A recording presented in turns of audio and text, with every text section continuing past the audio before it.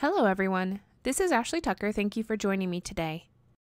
I started today's card with a piece of Bristol smooth paper, which I die cut into a circle.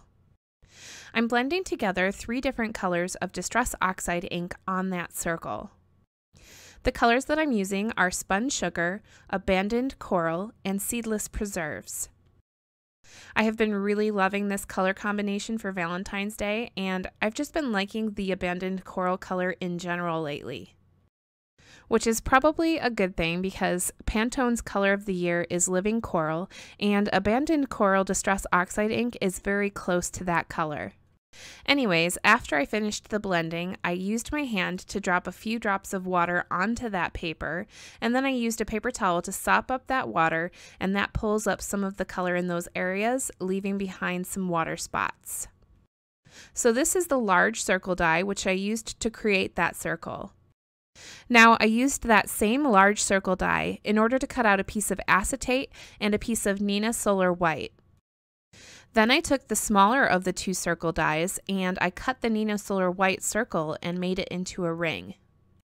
So based on this and the title of the video, you probably have figured out by now that I'm making a circle shaker. I used my Gina K-Connect glue in order to adhere the circle frame to the piece of acetate.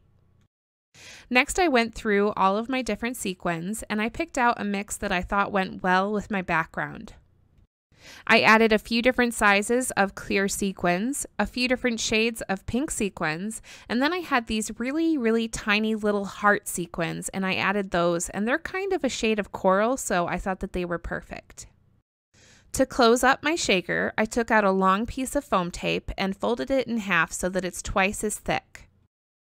Then I took some scissors and I cut it right down the middle so that I have 2 pieces that are nice and thin.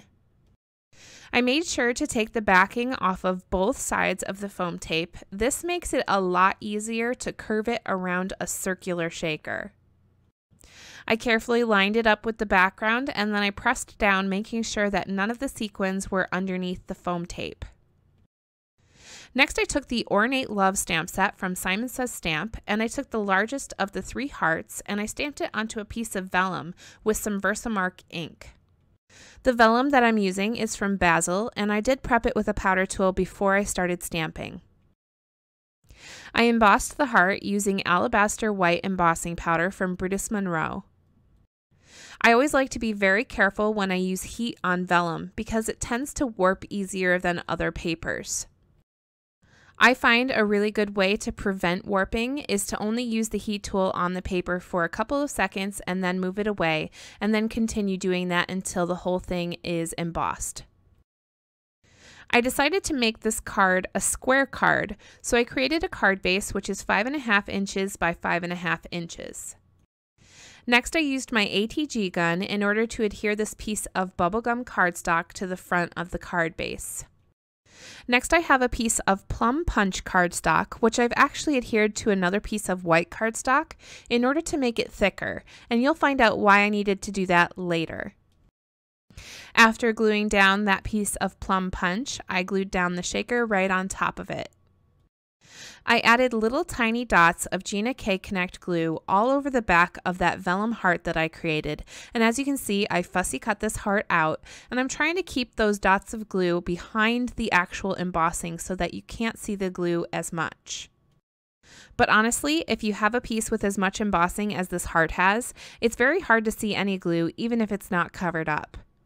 For my sentiment, I took out the Greetings Galore stamp set from My Favorite Things, which is a really great stamp set to have in your collection. It has a lot of different kinds of sentiments, perfect for a lot of different occasions. I used Abandoned Coral Distress Oxide ink to stamp the Hugs and Kisses sentiment onto a piece of Neenah Solar White cardstock, and then I embossed it with a clear embossing powder. I really love embossing things that I stamp with Distress Oxide ink because 1, it makes it look like I have a lot of different colors of embossing powder, and 2, I don't have to wait for the ink to dry, which is wonderful. I popped that sentiment up onto the heart that I created using some foam tape. Okay, so now I'm going to show you why I added that extra piece of cardstock to the Plum Punch piece. Adding that extra weight to the cardstock made it thick enough that I could easily put some glue along the edge and then take a piece of baker's twine and line it up along that edge so that I could have this very interesting border. And using that Gina K-Connect glue to do this is wonderful. I love how much control you have with that bottle and the precision with it. The baker's twine that I'm using is a very pretty silver and white baker's twine. Once I had that twine wrapped all the way around, I used some very sharp scissors in order to get a nice clean cut on the end. It's important that you use really sharp scissors because if you don't use sharp scissors on twine, it tends to fray that end really easily. Of course, I had to have some glitter on this card, so I went over my sentiment with the Wink of Stella glitter brush. After that, this card was all done, and here's a closer look at the finished card. Thank you for watching today. I hope you really enjoyed this Valentine's Day shaker card design. All of the products that I used for this card can be found in the description down below. If you enjoyed this card and you're not a subscriber yet, go ahead and hit that subscribe button so that you can see all of my future videos. I'm going to be back with a new video on Monday. Again, thank you for watching. I appreciate all of you, and I hope you have a good weekend.